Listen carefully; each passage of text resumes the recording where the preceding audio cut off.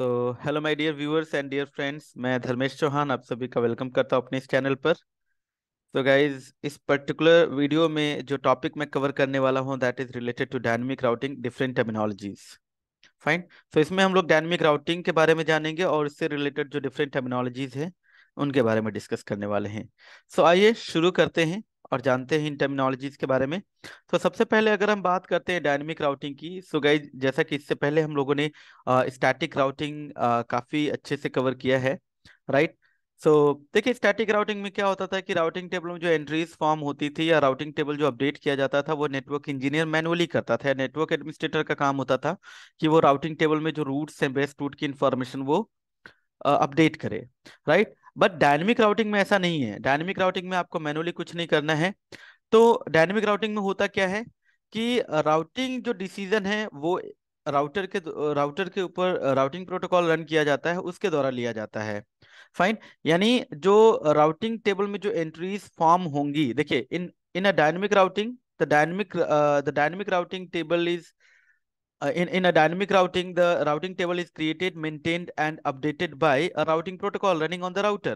मतलब आपके dynamic routing में जो भी राउटर की राउटिंग टेबल होगी उसमें जो बेस्ट रूट की इंफॉर्मेशन होगी, उस बेस्ट रूट को फाइंड आउट करने का काम राउटिंग प्रोटोकॉल का होगा, और राउटिंग प्रोटोकॉल जो है कि उस बेस्ट रूट की इंफॉर्मेशन जो है वो राउटिंग टेबल में अपडेट करेगा। फाइन। और आप ये कह लीजिए कि डायनेमिक राउटिंग में क्या होता है, जो राउटिंग डिसीजन है या जो बेस्ट पाथ सिलेक्शन होता है वो राउटिंग प्रोटोकॉल के माध्यम से परफॉर्म होता है। फाइन। ओके। अब जनरली यहाँ पे एक और चीज मैं यहाँ पे डिस्कस करते हुए चलूंगा गाइस, कि जैसे ये काफी इंपॉर्टेंट हो जाता है इवन आपके इंटरव्यू के पॉइंट ऑफ व्यू से, कि आप लाइक इंटरव्यूज में, ये जनरली इंटरव्यूज में पूछा जा सकता है कि राउटेड एंड राउटिंग प्रोटोकॉल्स में क्या डिफरेंसेस हैं। तो देखिए, ओएसआई मॉडल की जो नेटवर्क लेयर है, यहाँ पर गाइस जो प्रोटोकॉल्स हैं इनको दो कैटेगरी में डिवाइड किया गया है। एक तो होता है आपका राउटेड प्रोटोकॉल और दूसरा होता है routing protocol. So routed and routing protocol में क्या डिफरेंस है? देखिए, जैसा कि अभी हम लोग डिस्कस कर रहे थे कि राउटिंग प्रोटोकॉल का काम क्या होता है, डायनेमिक राउटिंग परफॉर्म करना, यानी बेस्ट पाथ को फाइंड आउट करना और बेस्ट पाथ को फाइंड आउट करके राउटर की राउटिंग टेबल को मेंटेन करना, राइट। अब अगर एक पॉइंट से दूसरे पॉइंट तक अगर जाना है, फाइन, सो जो बेस्ट रूट होगा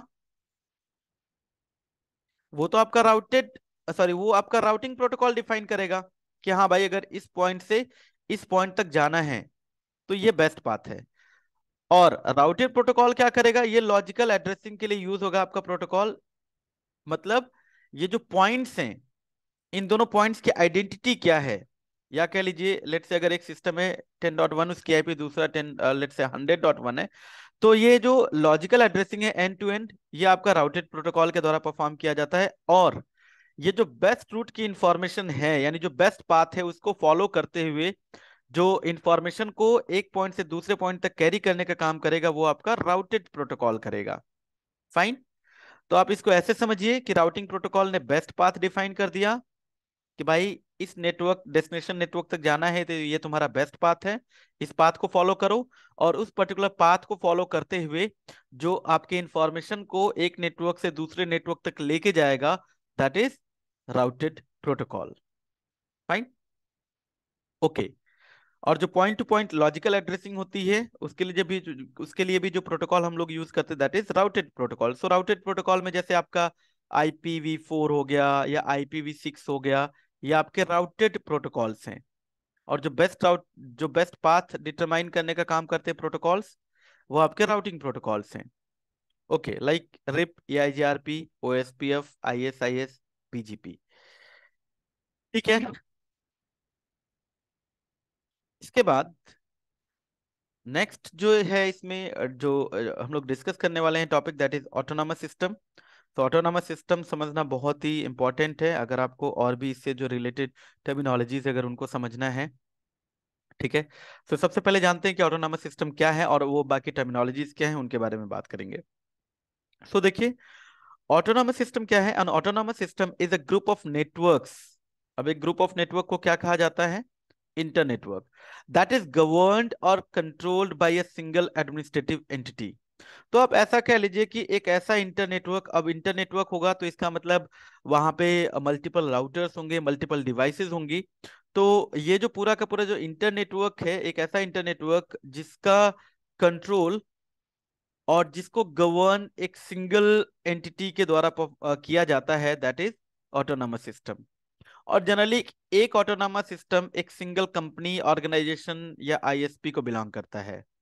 अब ऐसा नहीं है कि लेट से अगर एक आईएसपी है तो वो एक ऑटोनॉमस सिस्टम यूज करेगा, हो सकता है वो मल्टीपल ऑटोनॉमस सिस्टम भी यूज कर रहा हो, बट जनरली आपका एक ऑटोनॉमस सिस्टम एक ऑर्गेनाइजेशन को बिलोंग करता है। फाइन।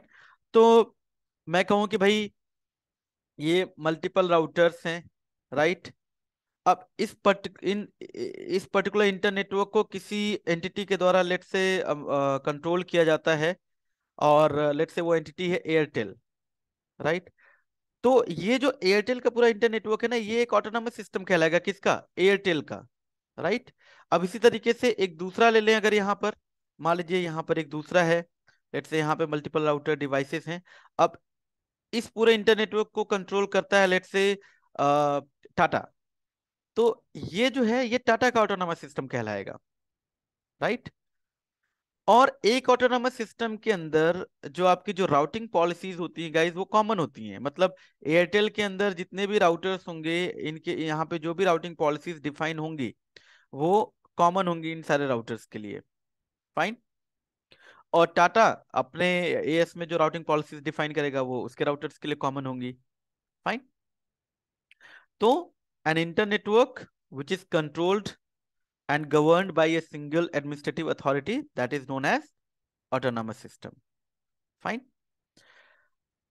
अब देखिए ऑटोनॉमस सिस्टम जो होता है, हर एक ऑटोनॉमस सिस्टम को आइडेंटिफाई किया जाता है एक यूनिक नंबर से, जिसको बोला जाता है एएस नंबर। फाइन। अब एएस नंबर भी गाइस दो टाइप के होते हैं, एक होता है आपका पब्लिक एएस नंबर और दूसरा होता है प्राइवेट एएस नंबर। फाइन। सो देखिए, वैसे तो अभी हम लोग जो यहाँ पे डिस्कस करने वाले हैं वो 16 बिट एएस नंबर की हम लोग बात करेंगे। बट अभी क्या है, जैसे आपका आईपी पहले था, आईपी आपका IPv4 था जो कि 32 बिट। रिक्वायरमेंट हमारी बढ़ी तो IPv6 आया, यह आपका लेट से 128 बिट, राइट। इसी तरीके से जो एएस नंबर की भी जो रेंज है, एएस नंबर जो है वो उसकी जो वैल्यू होती है वो 16 बिट्स की होती है। अब 16 बिट से जो टोटल वैल्यू आएगी गाइज, अगर आप 2 रेस्ट पावर 16 करेंगे सो इट विल बी 65535। ठीक है, ये मैक्सिमम रेंज होती है। अब होता क्या है कि जैसे जैसे रिक्वायरमेंट बढ़ती गई तो ये 16 बिट से अब जो है कि जो ऑटोनोमस सिस्टम यूज होते हैं वो 32 बिट्स के भी है, राइट। लेकिन अगर हम भी बात करें 16 बिट्स एएस की, तो जो रेंज है वो अप टू 65535 तक है। अब देखिए इसमें जैसा कि हम लोग बात करें कि प्राइवेट एंड पब्लिक एएस, ये दो टाइप के एएस होते हैं। So it is something like IP. जैसे आपकी आईपी होती है पब्लिक आईपी, फाइन, जैसे आपकी पब्लिक आईपी है वैसे ही आपका क्या है, पब्लिक एएस। जैसे आपकी प्राइवेट आईपीज होती हैं वैसे ही आपका क्या है, प्राइवेट एएस। अब जैसे अगर आपको पब्लिक आईपी चाहिए होती है, तो पब्लिक आईपी कौन प्रोवाइड करता है? आपका सर्विस प्रोवाइडर आपको देगा। फाइन। इसके लिए आपको पे करना पड़ता है, राइट। इसी तरीके से अगर प्राइवेट आईपी की बात करते हैं, ये फ्री ऑफ कॉस्ट अवेलेबल है, you can use it freely in your network. Same इसी तरीके से गाइज अगर हम बात करते हैं एएस की, सो देखिए यहाँ पे क्या है, टोटल रेंज तो ये हो गई पब्लिक एएस की। ठीक है, ये पब्लिक एएस की रेंज है जो कि आयना प्रोवाइड करता है रीजनल इंटरनेट रजिस्ट्रीज के माध्यम से। फाइन। और ये प्राइवेट एएस की रेंज हो गई। अब जनरली होता क्या है कि लेट से आप या तो आप कोई एक बहुत बड़ी लेट से आईएसपी हो, इंटरनेट सर्विस प्रोवाइडर है, या एक बहुत बड़ा आपका कॉर्पोरेट नेटवर्क है। सो आप जाओगे आईना के बाद, आईना ने कुछ जो है कि प्री डिफाइंड रूल्स डिफाइन किए होंगे, पॉलिसीज होंगी, उसके बिहाफ पे वो आपकी रिक्वायरमेंट देखेगा। अगर आपको लगेगा, उसको लगेगा ठीक है स्टैंडर्ड के अकॉर्डिंग, तो वो आपको पब्लिक एस दे देगा। अदरवाइज वो कहेगा ठीक है भाई आप अपना प्राइवेट एस यूज कर लो। तो प्राइवेट एएस की जो रेंज होगी गाइस 64512 से लेकर 65535। अगर मैं कहूँ कि मैं जाता हूँ, मैं आना को बोले भाई मुझे पब्लिक एएस दे दो, ऐसा नहीं है। उस केस में मुझे प्राइवेट एएस यूज करना पड़ेगा। हाँ, लेकिन बहुत बड़ी ऑर्गेनाइजेशन हो, इंटरप्राइज नेटवर्क हो, कोई आईएसपी हो, उसको जो है कि पब्लिक एएस मिल जाएगा। तो देखिए यहाँ पे कह भी रहा है कि the IANA enforcing a policy whereby organization that connect to a single provider use an AS number from the private pool. Fine. So उसने अपनी पॉलिसी वगैरह डिफाइन कर रखी कि भाई आप प्राइवेट एएस यूज करो या पब्लिक एएस। ठीक है। नाउ अब देखिए ऑटोनॉमस सिस्टम, अब इसके अकॉर्डिंग जो राउटिंग प्रोटोकॉल से इनकी दो कैटेगरीज होती हैं गाइस, एक आईजीपी और दूसरा EGP. IGP stand for interior interior gateway protocol और EGP stand for exterior gateway protocol. अब समझते हैं कि आईजीपी और ईजीपी में क्या डिफरेंसेस हैं। देखिए आईजीपी जो राउटिंग प्रोटोकॉल्स होते हैं वो राउटिंग प्रोटोकॉल्स जो कि एक ऑटोनॉमस सिस्टम के अंदर यूज होते हैं राउटिंग के लिए। यानी एक ऑटोनॉमस सिस्टम है, उसके अंदर लेट से ढेर सारे राउटर्स हैं, उनके पीछे लैन नेटवर्क्स हैं। सो इंट्रा एएस, आप कह लीजिए कि जो इंट्रा एएस राउटिंग परफॉर्म होती है that is performed with the help of protocol that is IGP. Fine. So intra as जो बेस्ट पाथ सिलेक्शन के लिए जो यहाँ पे प्रोटोकॉल यूज करते हैं उन प्रोटोकॉल को आईजीपी कहा जाता है। फाइन। और आईजीपी जो है कि जो राउट्स की इंफॉर्मेशन एक्सचेंज करेंगे वो इंट्रा एएस ही होगा। राइट। मान लीजिए ये, तो यहाँ पर लेट्स से जैसे आप यहाँ पे टोपोलॉजी देख सकते हो, एक टोपोलॉजी यहाँ पर मैंने ले रखी है कि भाई ये एक एएस है जहाँ पे कि आईएसआईएस यूज किया जा रहा है, ये एक दूसरा एएस है जहाँ पे ओएसपीएफ यूज किया जा रहा है, ये एक एएस है जहाँ पे रिप वर्जन 2 यूज किया जा रहा है, ये एक एएस है जहाँ पर एआईजीआरपी यूज किया जा रहा है। सो यहाँ पे लेट्स से जैसे अगर मैं AS132 की बात करूँ तो यहाँ पे ओएसपीएफ यूज करें। सो इंट्रा एएस जो राउटिंग डिसीजन होगा वो आपका ओएसपीएफ लेगा। राइट। ठीक है। अब बात करते हैं अगर हमारे पास दो डिफरेंट एएस हों देन। सो गाइस उसके लिए जो प्रोटोकॉल है that is exterior gateway protocol. So exterior gateway protocol is a routing protocol that is used to exchange routing informations between two different autonomous systems, two or more than two different autonomous systems. Right. So जब भी दो different as की बात करते हैं और उनके बीच routing information को एक्सचेंज कराना होता है, सो उसके लिए जो प्रोटोकॉल यूज किया जाता है उसको हम बोलते हैं ईजीपी प्रोटोकॉल। सो देखिए गाइस, आईजीपी एंड ईजीपी ये दो कैटेगरीज हैं प्रोटोकॉल की। अगर हम inside N autonomous system routing की बात करते हैं, जो प्रोटोकॉल यूज करते हैं उसको आईजीपी बोला जाता है, और जब between two different autonomous system के बीच राउटिंग कराते हैं उसके लिए जो प्रोटोकॉल यूज करते हैं दैट इज ईजीपी। आईजीपी में आपके पास ये इतने सारे प्रोटोकॉल्स हैं। राइट। लाइक आप देख सकते हैं यहाँ पर रिप, आईजीआरपी, आईजीआरपी, ओएसपीएफ, आईएसआईएस, ये आपके आईजीपी टाइप के प्रोटोकॉल हैं। और ईजीपी में एक लौता एक ही प्रोटोकॉल है जो हम लोग यूज कर रहे हैं आजकल दैट इज बीजीपी। पहले ईजीपी एक अपने आप में प्रोटोकॉल ही हुआ करता था, बट ईजीपी कंप्लीटली ऑब्सलीट हो चुका है। आपको एक ही प्रोटोकॉल मिलेगा एक्सटीरियर गेटवे प्रोटोकॉल के तौर पे between two different autonomous system routing कराने के लिए that is BGP. Fine. Okay. ठीक है। नाउ आगे बढ़ते हैं। अब देखिए प्रोटोकॉल्स जो हैं डायनेमिक राउटिंग के लिए जो हम यूज करते हैं उनको इस तरीके से भी कैटेगराइज किया गया है, classful versus classless routing protocols. ठीक है। सो ये अगर हम बात करते हैं क्लासफुल और क्लासलेस राउटिंग प्रोटोकॉल्स की, सिंपल सा फंडा है या डिफरेंस की अगर हम बात करें, क्लासफुल राउटिंग प्रोटोकॉल्स बेसिकली वो प्रोटोकॉल होते हैं the protocols that do not send subnet mask information with their routing updates. यानी वो प्रोटोकॉल्स जो कि राउटिंग अपडेट्स में सिर्फ और सिर्फ नेटवर्क के इंफॉर्मेशन को ही सेंड करते हैं, उसके साथ सबनेट मास्क की कोई इंफॉर्मेशन नहीं भेजते, वो जो प्रोटोकॉल्स होते हैं उनको क्लासफुल राउटिंग प्रोटोकॉल कहा जाता है। ठीक है। और ऐसे प्रोटोकॉल सिर्फ कॉन्टिजियस नेटवर्क को ही सपोर्ट करते हैं, और ये सिर्फ एफएलएसएम टाइप की सबनेटिंग को ही सपोर्ट करते हैं। एफएलएसएम मतलब आपने एक नेटवर्क लिया और उसमें जो सबनेट मास्क की इंफॉर्मेशन आपने फिक्स्ड रखी, एफएलएसएम। राइट। या फिर आप जो क्लासफुल आपकी जो बाउंड्री है उस पे आप जो है कि नेटवर्क्स यूज कर रहे हैं।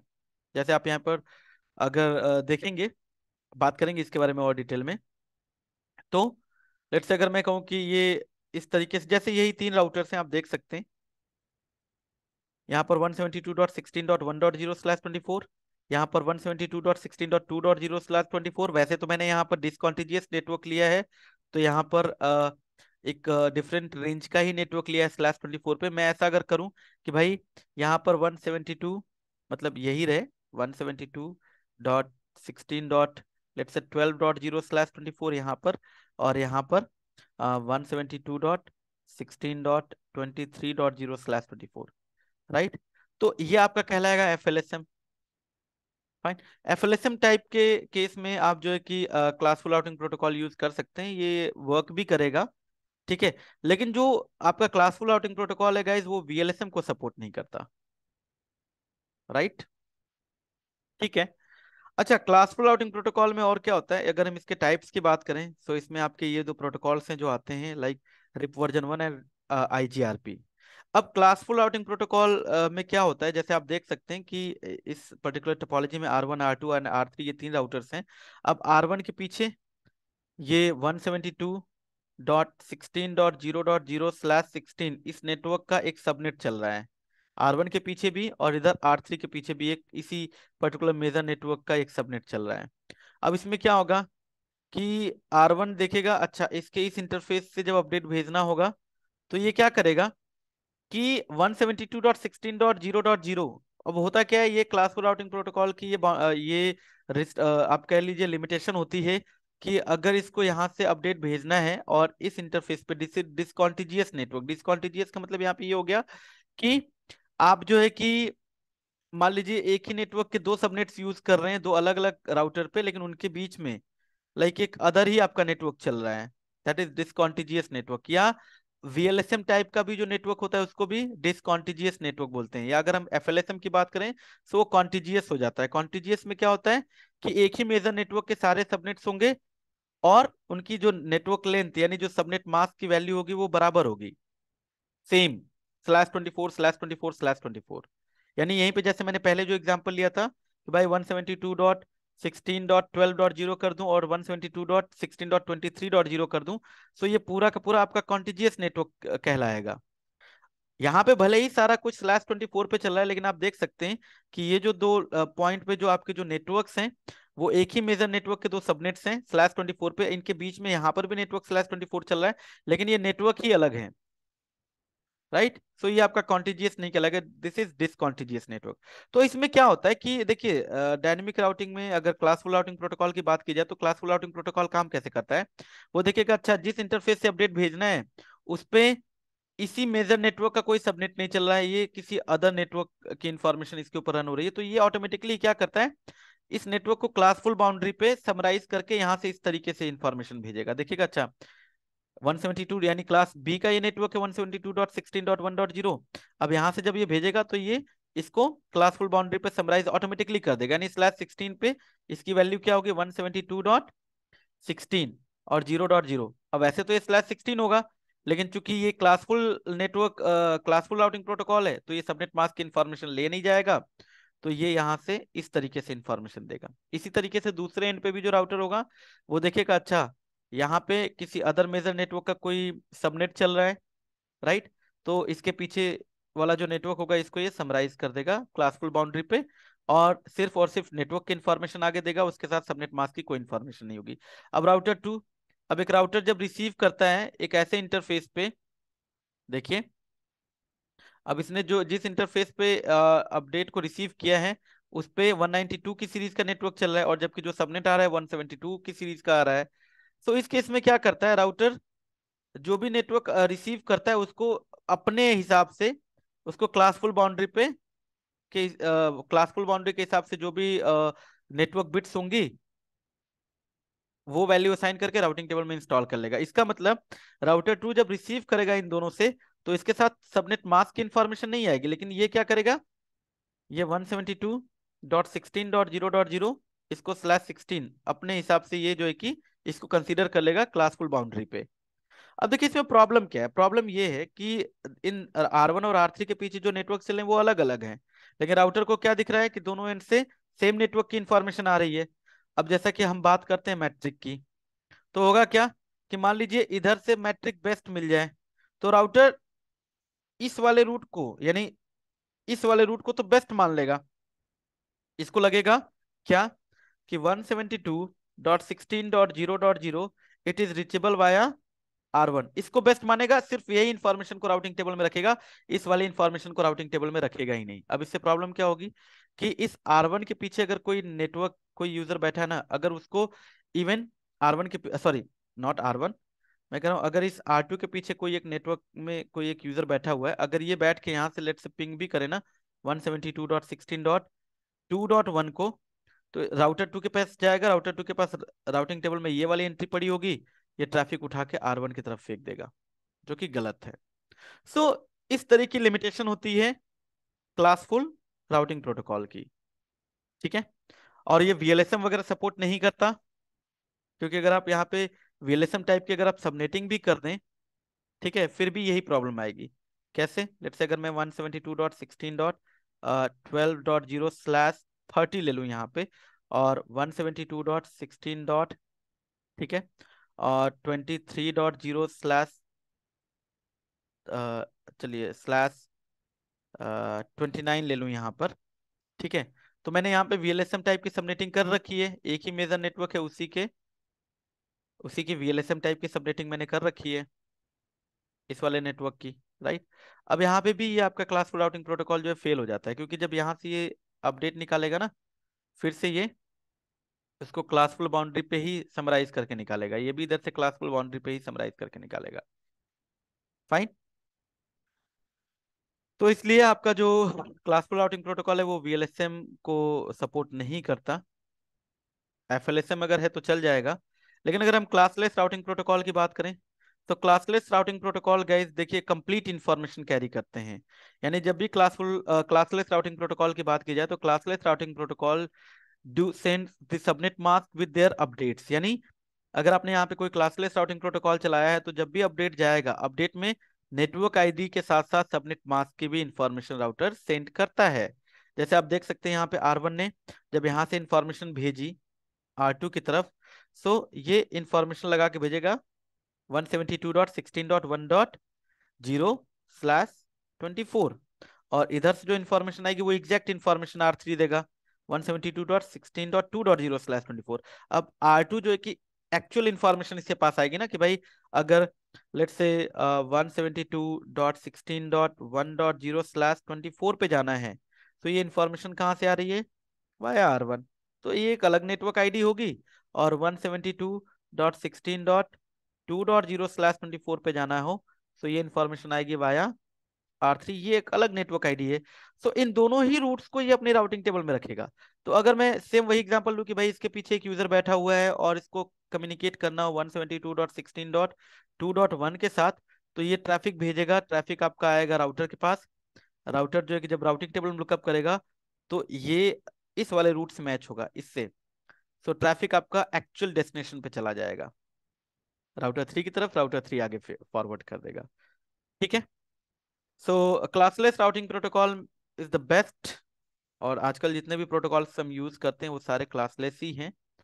ठीक है, तो क्लासलेस राउटिंग प्रोटोकॉल में आपका रिप वर्जन 2 आ जाता है, EIGRP है, OSPF है, ISIS या BGP की बात करें, ये सारे क्लासलेस राउटिंग प्रोटोकॉल्स हैं। और क्लासलेस राउटिंग प्रोटोकॉल FLSM के साथ साथ VLSM टाइप की सबनेटिंग को भी सपोर्ट करते हैं, राइट। अगर मैं वही सेम पहले वाला एग्जांपल ले लूं कि भाई 172.16.12.0/30, और यहाँ पर मैं ले लूं 172.16.23.0/29, ठीक है, it will work fine.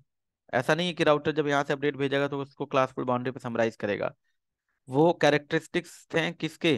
Classful routing protocol के। क्लासलेस में क्या होगा, यहाँ से जब अपडेट निकालेगा तो इसमें यही इंफॉर्मेशन एग्जैक्ट इंफॉर्मेशन लगा के भेजेगा 172.16.1.0/24। राउटर 3 भी जब इधर से ये इस नेटवर्क इंफॉर्मेशन निकालेगा इस इधर राउटर 2 की तरफ, तो ये एग्जैक्ट इंफॉर्मेशन देगा 172.16.2.0/24। सो R2 के लिए कोई कंफ्यूजन ही नहीं है, दोनों तरफ से दो अलग अलग नेटवर्क आईडीज आ रही होंगी, दोनों को ये राउटिंग टेबल में रखेगा, राइट। ठीक है, सो ये तो रही बात classless and classful routing protocols की। अब आगे बढ़ते हैं, जानते हैं कुछ और टर्मिनोलॉजीज के बारे में। लाइक देखिए, distance vector versus link state routing protocol, काफी इंपॉर्टेंट टॉपिक है। आपको पता होना चाहिए distance vector and link state routing protocols में क्या डिफरेंसेस हैं।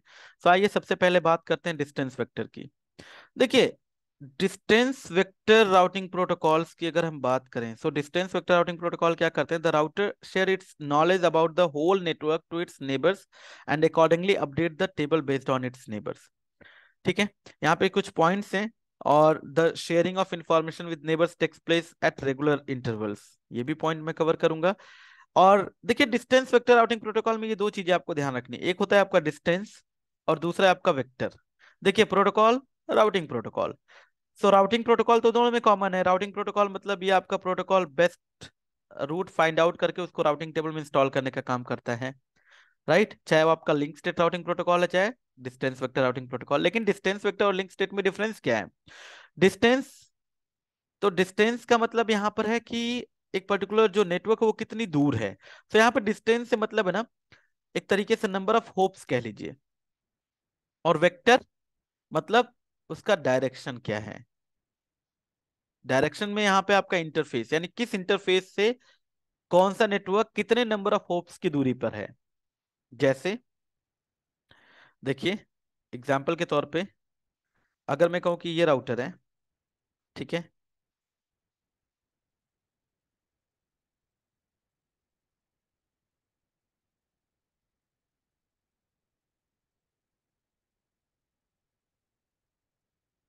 ठीक है। तो जैसे ये R1 है, ये लेट से R2 है, R3, R4, और ये आपका हो गया R5। अब समझिए यहाँ पर कि आप देखिए, जैसे R1 के पास ये R5 के पीछे का जो नेटवर्क होगा, लेट से 50.0.0.0/8, इसकी इंफॉर्मेशन ऊपर से भी आ रही होगी और नीचे से भी आ रही होगी। मान लीजिए ये दोनों इंटरफेस हैं, एक F0/0 इंटरफेस है, एक F0/1 इंटरफेस है। तो R1 के पास इंफॉर्मेशन आ रही होगी, तो इसके पास इंफॉर्मेशन आएगी कि भाई जो 50 का नेटवर्क है, देखिए अगर आप ऊपर से देखेंगे तो कितने होप्स इससे डायरेक्टली कनेक्टेड है। R2 के पास जाएगा 1 होप, R2 से R1 पे जाएगा 2 होप्स। और जब इधर से दूसरी तरफ से जब R5 से R4 पे जाएगा 1 होप, R4 से R3 पे जाएगा 2 होप, और R3 से जब R1 पे जाएगा दैट इज 3 होप। ठीक है, तो मैं 3 होप यहाँ ले लेता हूँ, 3 होप्स। तो अब R1 को दिखेगा कि भाई हाँ ठीक है, 50 का नेटवर्क एक तो वाया R2 2 होप्स की डिस्टेंस पे है, और वाया R3 3 होप की डिस्टेंस पे है। तो जो 2 होप की डिस्टेंस है उसके लिए एग्जिट इंटरफेस क्या है, F0/0। और जो 3 होप्स की डिस्टेंस है उसके लिए एग्जिट इंटरफेस क्या है, F0/1। तो ये जो 2 होप्स या 3 होप्स जो है, ये तो आपका एक तरीके से डिस्टेंस हो गया। और दूसरा ये जो एग्जिट इंटरफेस है, ये आपका वेक्टर यानी डायरेक्शन बता रहा है। तो डिस्टेंस वेक्टर राउटिंग प्रोटोकॉल कुछ इस तरीके से वर्क करता है। ठीक है, और डिस्टेंस वेक्टर में क्या उसके क्या कैरेक्टरिस्टिक्स होते हैं वो जानते हैं। देखिए, डिस्टेंस वेक्टर की अगर हम बात करें, तो डिस्टेंस वेक्टर राउटिंग प्रोटोकॉल जो होते हैं, a router blindly rely on its neighbors regarding the routing updates and always the best route information is given by a router to its neighboring routers। मतलब ये कह रहा है कि एक राउटर, लेट से अगर हम डिस्टेंस वेक्टर की बात करें, तो एक राउटर क्या करता है कि उसका जो सामने वाला राउटर है उसको जो भी इंफॉर्मेशन देता है, राइट। अब ये मान के चलता है एक राउटर कि सामने वाला राउटर जो इन्फॉर्मेशन दे रहा है वो उसका बेस्ट इन्फॉर्मेशन है, वही इन्फॉर्मेशन मुझे दे रहा है। तो ये उस पर ब्लाइंडली ट्रस्ट करता है। तो वो उसको अपने राउटिंग टेबल में, अगर उसके लिए बेस्ट होता है मैट्रिक, वो चेक करेगा और उसको बेस्ट बना के अपने राउटिंग टेबल में इंस्टॉल भी कर लेगा, राइट। अब R1 को ये नहीं पता कि R2 के पीछे से ये जो नेटवर्क लेट से 200.1.1.0/24 आ रहा है, वो एग्जैक्टली कहाँ से आ रहा है। ठीक है, नहीं, R1 को बस क्या पता है, उसके नेक्स्ट होप के बारे में। यानी एक डिस्टेंस वेक्टर की बात करें तो इसमें जो विजिबिलिटी होती है गाइस, वो सिर्फ नेक्स्ट होप तक की होती है। और एक राउटर अपने पास जो भी बेस्ट रूट की इंफॉर्मेशन रखता है वो अपने नेबरिंग राउटर को दे देता है। तो जैसे R2 अगर इसका नेक्स्ट होप है, R2 के पास जो भी बेस्ट रूट की इंफॉर्मेशन होगी R2 उठा के R1 को दे देगा। अब R1 उस पर ब्लाइंडली ट्रस्ट करेगा कि हाँ भाई 200.1.1.0/24 का नेटवर्क R2 दे रहा है, तो मतलब ये नेटवर्क है। अब ये कहाँ पे है, इसकी इसके पास कोई इंफॉर्मेशन नहीं है। हो सकता है ये R2 कहे कि भाई ये लो, मेरे यहाँ से 200 का नेटवर्क लेट से 10 होप की डिस्टेंस पे है, तो इसने 10 तो इसके लिए 11 हो जाएगा। सिंपली ये उसको ऐड करके पुट कर लेगा अपनी राउटिंग टेबल में, राइट। तो अब चूंकि डिस्टेंस वेक्टर राउटिंग प्रोटोकॉल जो है कि इसमें एक राउटर अपनी नेबरिंग राउटर पे ब्लाइंडली ट्रस्ट करता है रिगार्डिंग द राउटिंग अपडेट्स, ठीक है। तो इसमें बेसिकली जो राउटिंग होती है that is routing by rumour, आप कह लीजिए रूटिंग बाय रूमर। उसमें क्या होता है, जैसे लेट्स से एक बंदा कोई इंफॉर्मेशन दूसरे को देता है, दूसरा आगे पास कर देता है, फिर वो तीसरा आगे पास कर देता है, चौथा आगे पास कर देता है। यानी एक बंदा दूसरे को बताता है, वो उस पर ट्रस्ट कर लेता है, और दूसरा तीसरे को बताता है, वो उस पर भी ट्रस्ट कर लेता है। अब एग्जैक्टली जैसे अगर मैं कहूँ कि कोई लेट्स से इंसिडेंट हुआ, मैं जाके अपने किसी दोस्त को बताता हूँ। अब उस दोस्त ने तो वो देखा नहीं ना इंसिडेंट होते हुए, वो अपने दोस्त को बताएगा और उसका दोस्त उस पर ट्रस्ट भी कर लेगा। So this is something like like routing by rumour. जैसे एक रूमर फैल जाता है, वैसे डिस्टेंस वेक्टर में राउटिंग भी होती है। एक राउटर रूट्स की इंफॉर्मेशन दूसरे राउटर को देता है, दूसरा राउटर उस पर ब्लाइंडली ट्रस्ट करेगा, और अगर वो उसको बेस्ट मानता है तो वो आगे जो है कि अपने नेक्स्ट राउटर को भी दे देता है। और इसमें जो विजिबिलिटी होती है एक राउटर को, सिर्फ अपने नेबरिंग राउटर की होती है। नेबरिंग राउटर के आगे कितने राउटर्स कनेक्टेड हैं, किस तरीके की कनेक्टिविटी है, ऐसी कोई information distance vector routing protocol के अपडेट में नहीं जाती, राइट। और यहाँ पर गाइस जो बेसिकली इसमें जो आपका बेस्ट रूट डिसीजन के लिए जो एल्गोरिथम यूज किया जाता है that is Bellman Ford. Basically ये रिप में यूज होने वाला एल्गोरिथम है, बात करेंगे इसके बारे में। और एक डिस्टेंस वेक्टर राउटिंग प्रोटोकॉल, क्योंकि इसमें नंबर ऑफ होप्स की बात हो रही है, सो डिस्टेंस वेक्टर राउटिंग प्रोटोकॉल में गाइस नंबर ऑफ होप्स की एक लिमिटेशन भी होती है, कि एक राउटिंग प्रोटोकॉल इतने नंबर ऑफ होप्स से ज्यादा सपोर्ट नहीं करेगा राउटिंग अपडेट्स में। और गाइस चूंकि जैसा कि मैंने बताया कि इसमें चांसेस होते हैं ज्यादा लूप्स बनने के। जैसे अगर मैं कहूँ कि अगर आपको एक कॉलोनी में छोड़ दिया जाए और आपके पास वहां का कोई मैप ना हो, तो आपको अगर एक एक किसी गेट से एंटर कराया जाए, तो आपके पास अगर मैप नहीं है, आप घूमते घूमते ऐसा हो सकता है वापस आप वहीं उसी गेट पे आके उसी पॉइंट पे खड़े हों। तो ये लूप बन गया ना। अब ऐसा क्यों हुआ? क्योंकि वहां पे आपको प्रॉपर विजिबिलिटी नहीं है। आप आगे बढ़ते जा रहे हो, जैसे जैसे लाइक अलग अलग स्ट्रीट्स आ रही हैं, आप उसमें जो है कि मूव करते जा रहे हो, और पता चलता है आप जो है कि वापस से वहीं पर आकर खड़े हैं, आप तो अपने डेस्टिनेशन को रीच कर ही नहीं पाए, राइट। अब ये चीज आपका लिंक स्टेट में ऐसे काम नहीं करती, बात करेंगे उसके बारे में। तो इसलिए यहाँ पर एक तो राउटिंग लूप्स बनने के काफी चांसेस होते हैं डिस्टेंस वेक्टर में। अब यहाँ पे लूप्स को प्रिवेंट करने के लिए जो एक एल्गोरिथम वर्क करता है that is split horizon.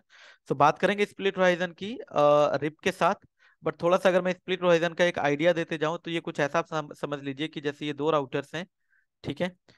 Router one के पीछे कोई एक नेटवर्क है 10 का, और राउटर टू के पीछे कोई एक नेटवर्क है 20 का। तो मैं 10 की बात कर लूं, तो जैसे 10 का नेटवर्क है इसके F0/0 इंटरफेस पे, और इधर दूसरे इंटरफेस पे मान लीजिए F0/1 चल रहा है, ठीक है। और ये राउटर का F0/0 है।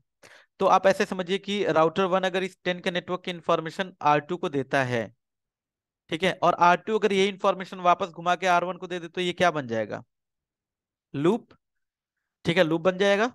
तो यहाँ पे एक स्प्लिट होराइजन रूल काम करता है डिस्टेंस वेक्टर में, जिसमें स्प्लिट होराइजन रूल ये कहता है कि एक राउटर अगर किसी इंटरफेस पे कोई अपडेट रिसीव करता है, तो वो उसी इंफॉर्मेशन को वापस उस इंटरफेस से नहीं सेंड करेगा।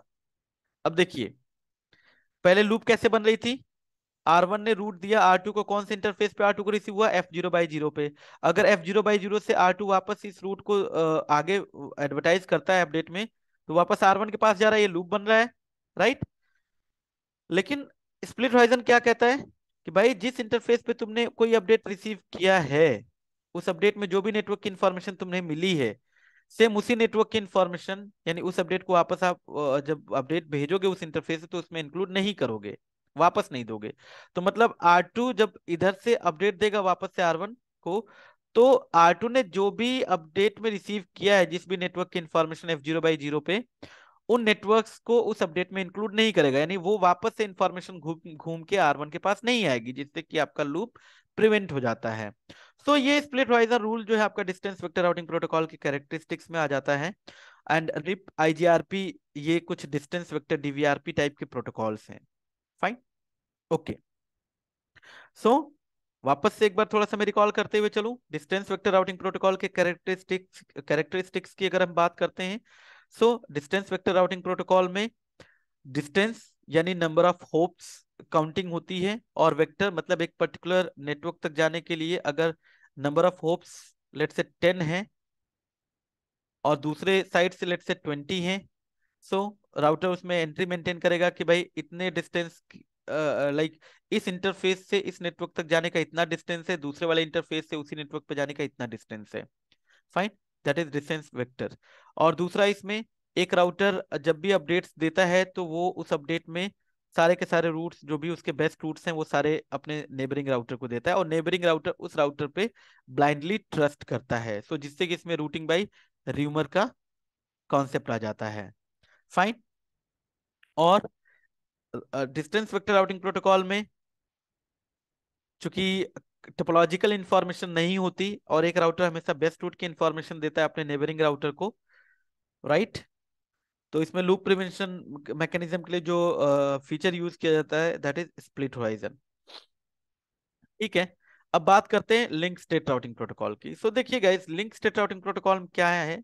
With link state routing protocols, each router has the full picture of the network topology and can independently make a decision based on a accurate picture of the network topology. अब इसमें क्या है, link state routing protocols के case में जो protocols होते हैं guys, वो टोपोलॉजिकल इंफॉर्मेशन एक दूसरे से एक्सचेंज करते हैं। अब टोपोलॉजिकल इंफॉर्मेशन में क्या क्या इंफॉर्मेशन होती है उसके बारे में भी बात करते हैं। मतलब जैसे आपका डिस्टेंस वेक्टर में क्या होता है कि एक राउटर के पास जो भी बेस्ट रूट है वो उठा के अपने नेबरिंग राउटर्स को दे देता है, ठीक है। लेकिन लिंक स्टेट में ऐसा नहीं है। लिंक स्टेट में क्या है, यहां पर बेसिकली राउटर्स एलएसएस फॉर्म करते हैं और एलएसएस की इंफॉर्मेशन एक दूसरे से एक्सचेंज करते हैं, और हर एक राउटर एलएसएस को अपने एक डेटाबेस में स्टोर करता है जिसको लिंक स्टेट डेटाबेस बोला जाता है। और हर एक राउटर अपने लिंक स्टेट डेटाबेस के ऊपर अपना एक शॉर्टेस्ट पाथ फर्स्ट करके एल्गोरिथम है उसको रन करता है, और उसको रन करने के बाद जो बेस्ट पाथ आता है उसको राउटिंग टेबल में स्टोर कर लेता है। ठीक है। अब इसमें जैसे कि हम बात करेंगे भाई, राउटर्स जो कि टोपोलॉजिकल इंफॉर्मेशन एक दूसरे को एक्सचेंज करते हैं या शेयर करते हैं एक दूसरे से, तो टोपोलॉजिकल इंफॉर्मेशन का क्या मतलब है? देखिए, ऐसे समझिए कुछ।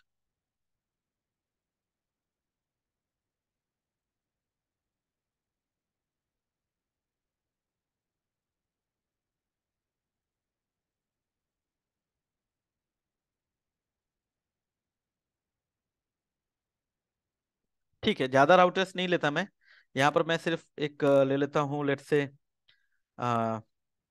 ये मेरा R1 है, ये मेरा R2 है, ये मेरा R3 है, और ये मेरा लेट से R4 है। चलिए यहाँ पर एक और राउटर भी बना लेता हूँ, लेट से R5। ठीक है। अब ऐसा मान लेते हैं कि इन राउटर्स के पीछे एक एक लैन नेटवर्क चल रहा है। R1 के पीछे नेटवर्क चल रहा है लेट से 10.1.1.0/24, या शॉर्ट में करने के लिए मैं सिर्फ 10 लिख देता हूँ। ठीक है, यहाँ पर 10 का नेटवर्क चल रहा है, और R2 के पीछे एक लैन नेटवर्क है, मान लेते हैं ये चल रहा है 20 का नेटवर्क। ठीक है, R3 के पीछे एक नेटवर्क चल रहा है दैट इज 30, R4 के पीछे एक नेटवर्क चल रहा है दैट इज 40, और R5 के पीछे एक नेटवर्क चल रहा है दैट इज 50।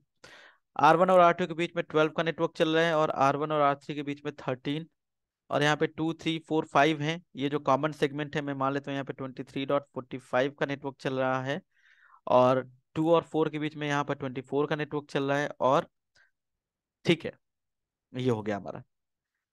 अब देखिए, होता क्या है, अगर हम लिंक स्टेट राउटिंग प्रोटोकॉल के कैरेक्टरिस्टिक्स की बात करें, तो जैसा कि बात करें हम लोग कि एक राउटर जो है कि लेट से लिंक स्टेट एडवर्टीजमेंट की इंफॉर्मेशन देता है, और उससे जो है कि डेटाबेस फॉर्म होता है, और डेटाबेस पे राउटर्स जो है कि एसपीएफ रन करके बेस्ट रूट को फाइंड आउट करते हैं। सो आप ऐसे समझिए कि जैसे अगर यहाँ पर डिस्टेंस वेक्टर राउटिंग प्रोटोकॉल होता, एक बात की बात कर रहा हूँ यहाँ पे, जैसे अगर कोई डिस्टेंस वेक्टर राउटिंग प्रोटोकॉल होता, ठीक है, तो उसमें क्या होता कि डिस्टेंस वेक्टर राउटिंग प्रोटोकॉल में उसको कोई विजिबिलिटी नहीं होती। राउटर वन को सिर्फ इतना पता होता कि हाँ भाई, एक 50 का नेटवर्क आ रहा है, कौन दे रहा है उसको? R2 दे रहा है और R3 दे रहा है, बस उसको ये पता होगा। और जिससे बेस्ट मैट्रिक होगी वो उसके लिए बेस्ट बन जाएगा, वाया R2 बेस्ट बन जाएगा या वाया R3 बेस्ट बन जाएगा। R1 को कभी नहीं पता होगा कि R2 और R3 ये जो मुझे रूट्स दे रहे हैं 50 का, उनके आगे किस तरीके की कनेक्टिविटी है, कहाँ से वो रूट आ रहा है, कितने नेबर से, नहीं। बस इसको क्या पता होगा, अपने नेक्स्ट राउटर R2 और R3 के बारे में। लेकिन अगर यहीं पर हम बात करें लिंक स्टेट की, तो लिंक स्टेट में ये कुछ ऐसे हो जाता है। देखिए, लिंक स्टेट में क्या होता है, यहाँ पर कॉन्सेप्ट आता है एलएसए का। LSA stand for link state advertisement. तो इसमें क्या होता है कि हर एक राउटर अपना एक डेटाबेस मेंटेन करता है और अपने से रिलेटेड इंफॉर्मेशन जो है कि एलएसए के फॉर्म में जनरेट करता है। वैसे तो टाइप्स ऑफ एलएसए हैं, बात करेंगे उनके बारे में और डिटेल में जब आप ओएसपीएफ पढ़ेंगे। सो अभी आप ऐसा समझिए कि R1 जब यहाँ पे होगा, वो अपना एलएसए जनरेट करेगा, R2 अपना एलएसए जनरेट करेगा, R3 अपना एलएसए जनरेट करेगा, R4 अपना, R5 अपना एलएसए जनरेट करेगा, राइट। तो अब उसमें एलएसए में इंफॉर्मेशन क्या होगी, एक राउटर अपने से सारे डायरेक्टली कनेक्टेड नेटवर्क्स की इंफॉर्मेशन या लिंक्स की इंफॉर्मेशन उसमें पुट करेगा और उसको फ्लड कर देगा।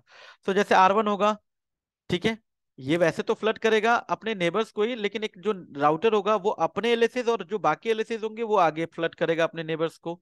तो आप ऐसे समझिए कि जैसे जब R1 होगा अपना एलएसए बनाएगा, तो हर एक राउटर अपना एलएसए रिप्रेजेंट कैसे करेगा कि भाई ये मेरा एलएसए, उसके लिए यहाँ पर राउटर आईडी का कॉन्सेप्ट आ जाता है। तो जैसे R1 का जो एलएसए होगा उसके लिए ये अपना कहेगा कि भाई ये मेरा एलएसए है 111 का, R2 कहेगा ये मेरा एलएसए 222 का, ये मैं हूँ, मेरी मेरी आईडी है 3.3.3 और ये मेरी इंफॉर्मेशन है।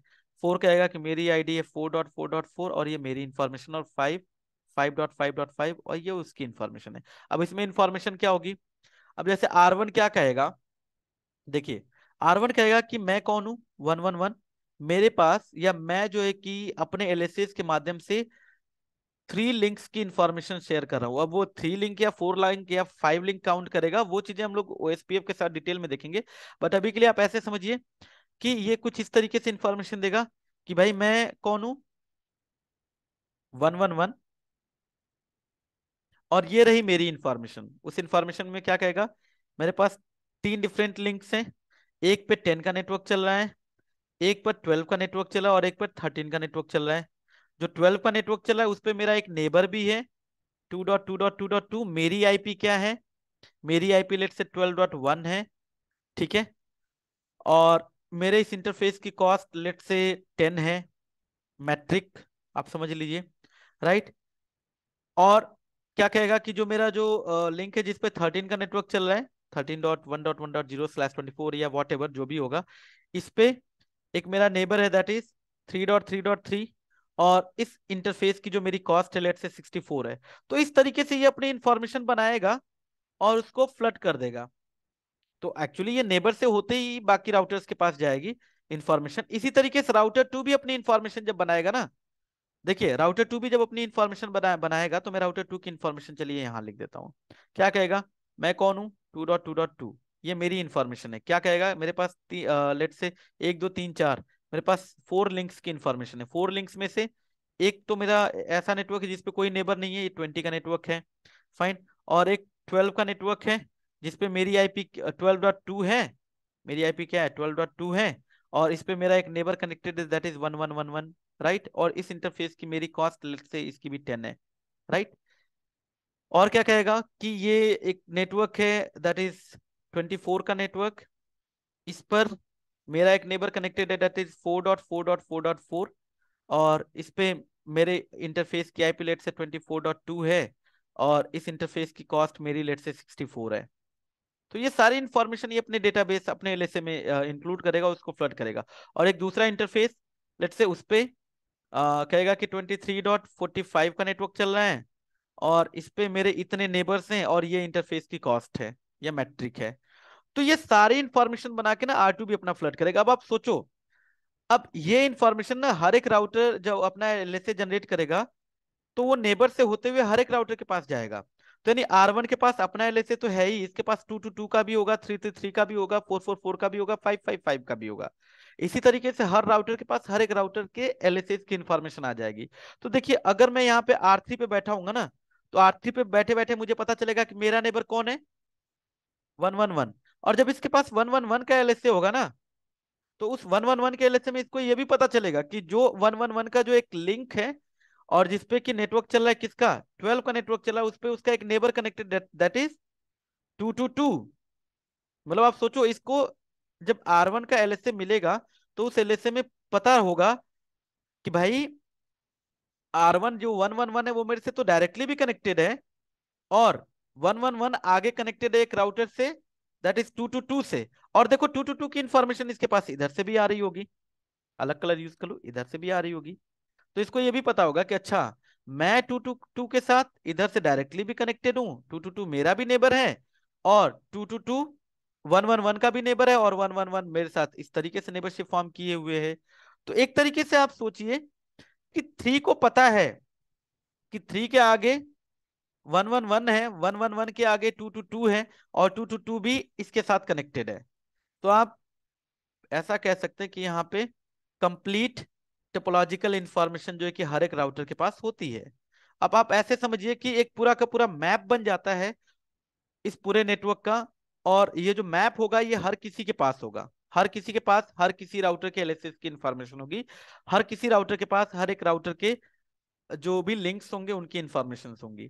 तो आप ऐसा समझिए कि अगर आप किसी कॉलोनी में जाते हो, जैसे मैंने एक एग्जांपल लिया, और आपके पास वहां का अगर मैप पहले से ही पड़ा हो, तो आपको पता है ना कि कहाँ से एंटर करना है और कहाँ से निकलना है, आगे कितनी सारी गलियां हैं, राइट। सो लूप बनने का चांस ना के बराबर होता है फिर। Fine. So link state routing protocol आपका ऐसे ही काम करता है, कंप्लीट टोपोलॉजिकल इंफॉर्मेशन राउटर एक दूसरे से एक्सचेंज करते हैं। इसमें ऐसा नहीं है कि राउटर लेट से बेस्ट रूट की इंफॉर्मेशन देता, नहीं, इसमें राउटर्स टोपोलॉजिकल इंफॉर्मेशन एक दूसरे से एक्सचेंज करते हैं, राइट, जो एलएसएस के फॉर्म में एक्सचेंज होती हैं।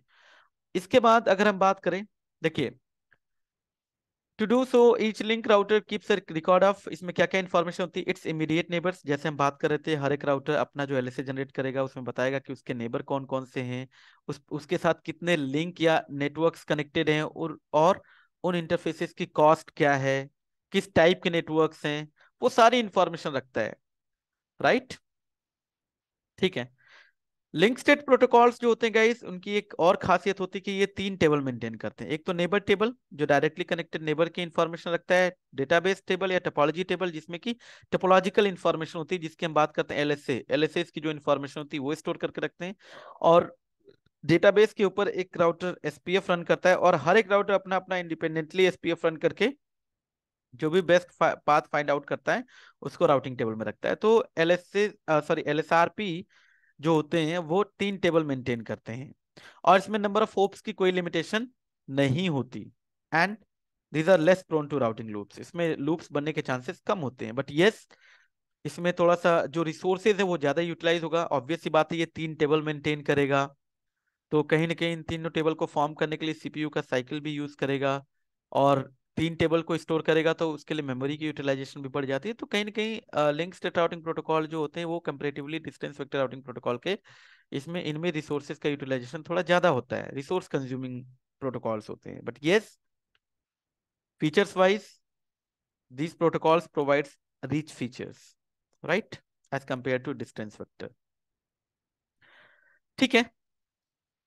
बाकी देखिए काफी सारी चीजें गाइस, जब आप प्रोटोकॉल्स के बारे में पढ़ेंगे तो आपको धीरे धीरे चीजें क्लियर होती चली जाएंगी आगे, है ना। जब आप ओएसपीएफ पढ़ लोगे तो ये जो चीजें मैं आपको बता रहा हूँ कि भाई हाँ, हर एक राउटर के पास कंप्लीट टोपोलॉजिकल इंफॉर्मेशन आ जाती है, प्रॉपर विजिबिलिटी होती है कि एक राउटर का नेबर कौन है, उसके आगे उसके कितने नेबर से, उसके आगे कितने नेबर से, कौन सा नेटवर्क कौन से राउटर से कनेक्टेड है, कहाँ से आ रहा है, वो कंप्लीट इंफॉर्मेशन आ जाती है। सो ये जाके और ज्यादा क्लियर हो जाएगा। बट फिलहाल के लिए आप ऐसा समझिए कि कंप्लीट टोपोलॉजिकल इंफॉर्मेशन एक्सचेंज करते हैं link state routing protocols, right. इसके बाद एक तीसरे टाइप का आ जाता है, that is advanced distance vector और हाइब्रिड राउटिंग प्रोटोकॉल। देखिए एडवांस डिस्टेंस वेक्टर एक्चुअली ये डिस्टेंस वेक्टर ही है, लेकिन इसमें कुछ एडवांस्ड फीचर लाइक इनहेरिट कर लिए गए हैं फ्रॉम लिंक स्टेट, तो इसको हाइब्रिड या advance distance vector routing protocol बोला जाता है। देख रहा है, these types of routing protocols are a mixture of link state and distance vector, मतलब इसमें डिस्टेंस वेक्टर की भी खासियत होगी और लिंक स्टेट की भी। डिस्टेंस वेक्टर की क्वालिटीज क्या होती है इसमें, कि भाई ये डिस्टेंस वेक्टर की तरह इसमें भी स्प्लिट होराइजन का कॉन्सेप्ट होगा, और जैसा कि हम लोग बात करते हैं डिस्टेंस वेक्टर में नंबर ऑफ होप्स की लिमिटेशंस होगी, तो इसमें भी नंबर ऑफ होप्स की लिमिटेशंस होंगी, right, number of hopes count करेगा उसके लिए लिमिटेशंस भी होंगी। और डिस्टेंस वेक्टर की खासियत क्या रहेगी इसमें, कि रूटिंग बाय रूमर इसमें भी होगा, रूटिंग बाय रूमर मतलब एक राउटर को अपने से नेक्स्ट होप के बारे में ही प्रॉपर पता होगा, उसके आगे की कनेक्टिविटी कैसी है, रीचेबिलिटी किस तरीके से है उनकी आपस में, आगे कितने राउटर्स कनेक्टेड हैं, उस तरीके की कोई इंफॉर्मेशन इसमें राउटर्स एक्सचेंज नहीं करते। राइट, तो ये सारे डिस्टेंस वेक्टर की क्वालिटीज जो हैं वो तो इसमें हैं, बट कुछ फीचर्स यहाँ पर इनहेरिट कर लिए गए लिंक स्टेट से, जैसे कि भाई जो लिंक स्टेट राउटिंग प्रोटोकॉल्स होते हैं, देखिए डिस्टेंस वेक्टर में एक और होता है कि भाई डिस्टेंस वेक्टर ना पीरियोडिकली अपडेट सेंड करते हैं, यहाँ पर ऐसा नहीं है। एडवांस में कुछ फीचर्स को इनहेरिट के कुछ एडवांस किया गया कि भाई ठीक है, पीरियोडिकली अपडेट सेंड ना करके लाइक ट्रिगर्ड अपडेट या फिर लेट्स से इंक्रीमेंटल अपडेट ही आपका सेंड किया जाए, और अपडेट आपका तभी जाए जब कुछ चेंज हो।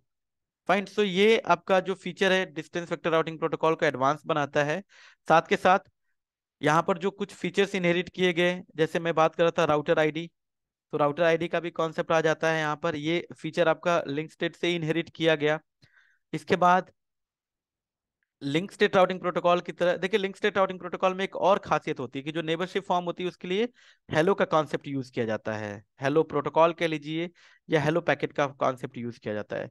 तो ये जो हेलो पैकेट का भी जो कॉन्सेप्ट है आपका एडवांस डिस्टेंस वेक्टर में इनहेरिट किया गया है, कहाँ से, लिंक स्टेट राउटिंग प्रोटोकॉल से। और एडवांस डिस्टेंस वेक्टर आपका लिंक स्टेट राउटिंग प्रोटोकॉल की तरह 3 टेबल मेंटेन करता है, neighbour table, topology table and routing table. But yes, topology table जो होती है डिस्टेंस वेक्टर राउटिंग प्रोटोकॉल या advance distance vector routing protocol के केस में ये उस तरीके से नहीं होती जैसे कि लिंक स्टेट राउटिंग प्रोटोकॉल्स की होती है। देखिए लिंक स्टेट राउटिंग प्रोटोकॉल में जो टोपोलॉजी टेबल होती है, जो डेटाबेस टेबल हम जिसको बोलते हैं, उसमें कंप्लीट पिक्चर आ जाती है। जैसे जैसे आप ओएसपीएफ जब आप पढ़ोगे प्रॉपर, तो उसमें आपको समझ में आ जाएगा कि हाँ एक राउटर के पास अपने एरिया के सारे राउटर्स की इंफॉर्मेशन आ जाती है, कि उस एरिया में कितने राउटर्स हैं, कितने लिंक्स कनेक्टेड हैं एक राउटर पे। तो इस तरीके की इंफॉर्मेशन यहाँ पर नहीं होती। यानी टोपोलॉजी टेबल तो है ये, लेकिन उस तरीके से टोपोलॉजी टेबल फॉर्म नहीं होती जैसा कि लिंक स्टेट राउटिंग प्रोटोकॉल के केस में। तो इसके टोपोलॉजी टेबल में सिर्फ बेस्ट और बैकअप रूट की ही इंफॉर्मेशन होती है। ओके, और राउटिंग टेबल तो आपका ये फॉर्म करता ही है। और कुछ एडवांस्ड फीचर्स हैं जब आप EIGRP पढ़ोगे, क्योंकि इसमें एक प्रोटोकॉल है जो आपका advance distance vector routing protocol की कैटेगरी में आता है, दैट इज EIGRP। सो आपको पता चलेगा कि कुछ और फीचर्स इसमें ऐसे हैं जो कि normally distance vector routing protocol में नहीं है, वो एडवांस फीचर आपका EIGRP ही आपको प्रोवाइड करता है। सो वो भी कुछ है फीचर्स जो कि इस पर्टिकुलर प्रोटोकॉल को एडवांस बनाते हैं, जिससे कि EIGRP को एडवांस डिस्टेंस वेक्टर प्रोटोकॉल कहा जाता है। राइट, बाकी EIGRP भी आपका ऐसा नहीं कि जैसे आपका एक ट्रेडिशनल जो डिस्टेंस वेक्टर राउटिंग प्रोटोकॉल होता है लाइक रिप, कि आपका फुल अपडेट भेजता है, नहीं। ये आपका सिर्फ फर्स्ट टाइम जब दो राउटर्स एक दूसरे से नेबरशिप फॉर्म करते हैं तभी ये एक दूसरे से फुल अपडेट एक्सचेंज करेंगे, उसके बाद ये सिर्फ पार्शियल अपडेट्स ही, पार्शियल नेटवर्क की इंफॉर्मेशन ही अपडेट्स में लेके जाएंगे, यानी जो चेंज होगा सिर्फ उसकी इंफॉर्मेशन अपडेट्स में जाती है। सो ये भी आपका फीचर है जो कि लाइक जिसके चलते आपका ये protocol advance distance vector routing protocol कहलाता है, EIGRP। सो कैटेगरीज की अगर हम बात करें, सो जैसा कि इससे पहले हम लोगों ने डिस्कस किया कि डिस्टेंस वेक्टर में हमारा रिप आ जाता है, IGRP आ जाता है, ठीक है।